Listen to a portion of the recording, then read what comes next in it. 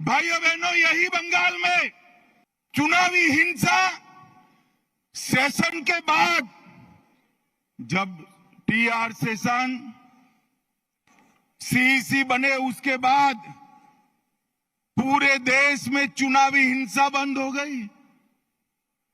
मगर ये बंगाल है जिसमें चुनाव के वक्त और दीदी को विजय मिलने के बाद सैकड़ों भारतीय जनता पार्टी के कार्यकर्ताओं को मौत के घाट उतार दिया जाता है।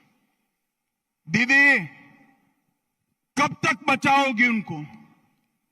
मेरी बात सुन लो, आपका समय अब समाप्त हो गया है। 26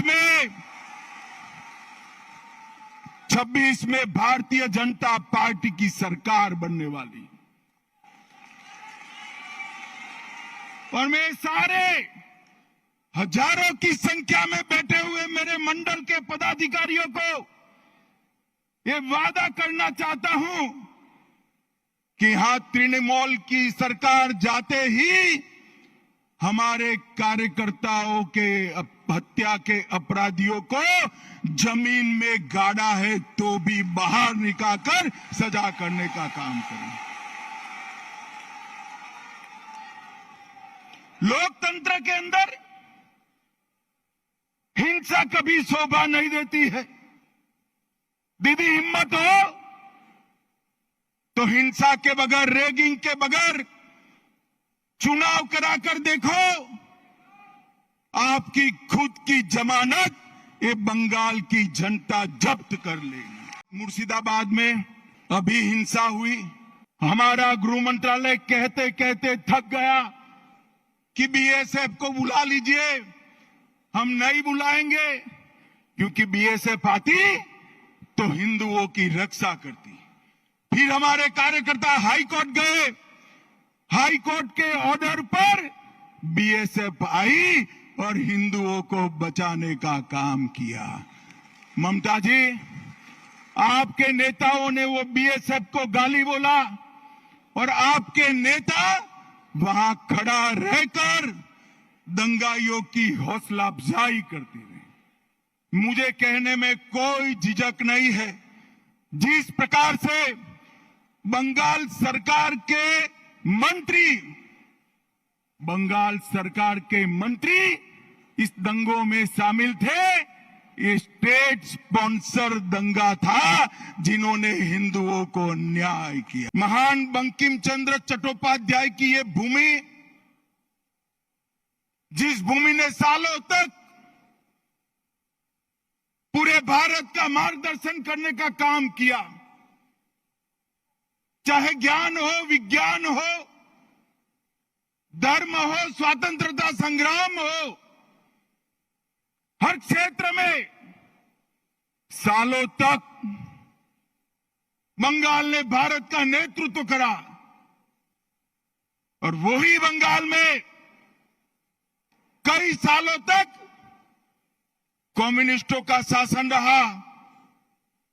और उसके बाद मां माटी मानुष का नारा देकर ममता दीदी आई और उन्होंने ये महान बंग भूमि को आज घुसपैठ, भ्रष्टाचार, स्त्रियों पर अत्याचार, अपराध, बम धमाके और हिंदुओं के साथ दुराचार का केंद्र बनाकर रख दिया है। दुराचार का केंद्र बना। अभी कुछ दिन पहले पहलगांव में पाक प्रेरित आतंकवादियों ने हमारे निर्दोष नागरिकों को, यात्रिकों को धर्म पूछ कर परिवार के सामने मार दिया। मुझे बताओ बंगाल वालों, वो पाक प्रेरित आतंकवादियों को सजा देनी चाहिए या नहीं देनी चाहिए? अरे जोर से बोलो, देनी चाहिए या नहीं देनी चाहिए? मोदी जी ने ऑपरेशन सिंदूर किया, ठीक किया या नहीं किया?